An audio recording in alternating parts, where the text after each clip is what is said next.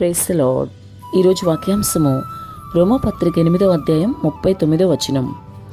మన ప్రభు అయిన క్రీస్తు యేసునందలి దేవుని ప్రేమ నుండి మనలను ఎడబాప నేరవని రూఢిగా నమ్ముచున్నాను. ఆమెన్, హల్లెలూయా. ప్రభు ఈ వాక్య భాగం నుండి ఈరోజు మనతో ఏం మాట్లాడుతున్నారో చూద్దాం. అపొస్తలుడైన పౌలు రోమా సంఘానికి రాస్తూ చాలా చక్కటి మాట రాస్తున్నారు. ఈ వాక్య భాగం ద్వారా, ఈ మాట ద్వారా ఈరోజు మనం ఎంతగానో ధైర్యం తెచ్చుకోవాలి, బలపరచబడాలి. ఎందుకంటే క్రీస్తు యేసునందలి దేవుని ప్రేమ నుండి మనలను ఎడబాప నేరవని రూఢిగా నమ్ముచున్నాను అంటున్నాడు. అంటే ఏదైనా సరే మన జీవితంలో ఎటువంటి పరిస్థితి ఎదురైనా సరే మన ప్రభువు నుంచి, ఆయన యొక్క ప్రేమ నుండి మనల్ని ఎడబాపేవిగా ఉండకూడదని, మనం అటువంటి ఒక బలమైన భక్తి దేవునిలో చేయాలని పౌలు మరి రాస్తూ అన్నట్టు రోమా సంఘానికే కాదు, ఈరోజు మనందరితో కూడా దేవుడు మాట్లాడుతున్నారు. అపొస్తలుడైన పౌలు యొక్క మాటల ద్వారా ఈరోజు మనతో దేవుడు మాట్లాడుతున్నారు. కాబట్టి సహోదరి సహోదరుడా, ఈరోజు నీ పరిస్థితి ఏంటో ఆలోచించు.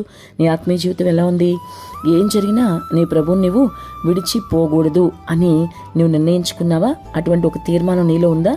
అటువంటి ప్రభువుని విడిచిపోనటువంటి భక్తి జీవితాన్ని నువ్వు కలిగి ఉన్నావా? అటువంటి గొప్ప ప్రేమతో ఆయన నువ్వు ప్రేమించగలుగుతున్నావా? లేమిలో సైతం ఆయన స్తుతించగలుగుతున్నావా? కేవలం సంతోషంగా ఉన్నప్పుడే ప్రభువుని కోరుకుంటున్నావా? మరి నీ స్థితిగతులు మారినప్పుడు, నీకు శ్రమ సంభవించినప్పుడు ఆయన గురించి గొణుగుతూ సనుగుతూ, ఆయనకి ఇష్టం లేని విధంగా ఉంటూ ఆయన నుంచి వెళ్ళిపోవాలనే ఆలోచన ఒకవేళ నువ్వు కలిగి ఉంటే, ఇదిగో వాక్యం సెలవిస్తోంది, జీవం గల దేవుని విడిచిపెట్టేది దుష్ట మనసు అని చెప్తోంది. అటువంటి దుష్ట మనసు మీలో ఎవరికైనా ఉందేమో పరిశీలించుకోండి అని వాక్యం చెప్తోంది. కాబట్టి వింటున్న సహోదరి సహోదరుడా, ఒకవేళ నీలో అటువంటి మనసు ఉంటే, నీ స్థితిగతులు బాగాలేదని, నీకు శ్రమ వచ్చిందని, నీకు కష్టం వచ్చిందని దేవుని విడిచిపెట్టే ఆలోచన ఉంటే, దేవునితో సూటిగా మాట్లాడుతున్నారు.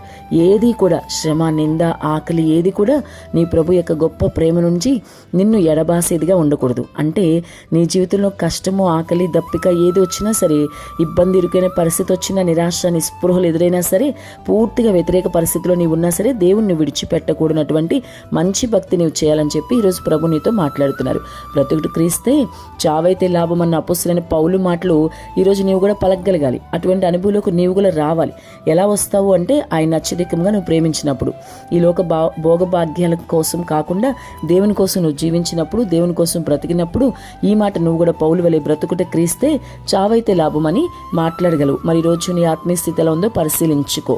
నువ్వు ఎంత మాత్రం కూడా ఆయన్ని విడిచిపెట్టకూడదు అని వాక్యం సెలవిస్తోంది. మరణమైనను, జీవమైనను, దేవదూతలైనను, ప్రధానులైనను, మరి ఉన్నవి అయినను, రాబోవునవి అయినను, అధికారులైనను, ఎత్తైనను, లోతైనను, సృష్టింపబడిన మరి ఏదైనను కూడా నీ ప్రభువు నుండి నిన్ను వేరు చేయకూడదు. వాక్యం ఎంతో వివరంగా సెలవిస్తుంది. కాబట్టి ఈరోజు నిన్ను మార్చుకో, ప్రభుకి ఇష్టంగా జీవించు.